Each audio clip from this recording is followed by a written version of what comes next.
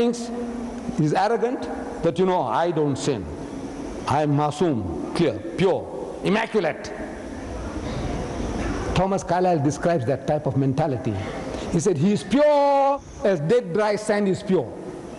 That kind of purity says, look, I make no mistakes. I don't sin. I am not tempted.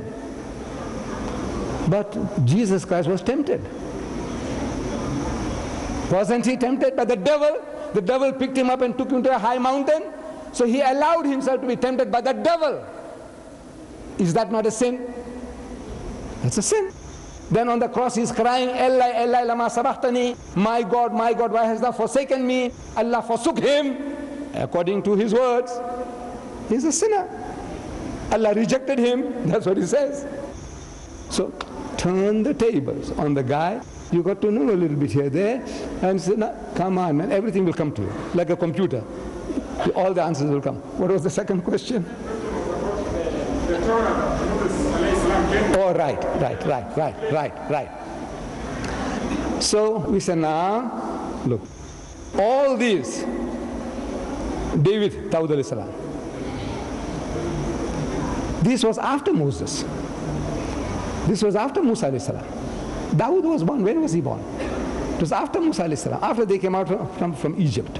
Right? Suleiman, when? After Musa. They followed the law of Musa.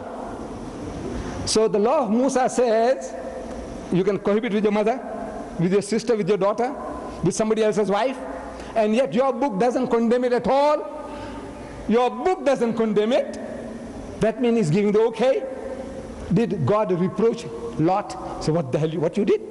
Huh? Did he reproach Judah for begetting those bastard children from his daughter-in-law? Did he?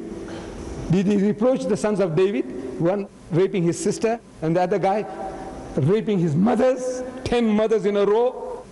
This is what that book itself lends itself to this. Therefore you have it in the West.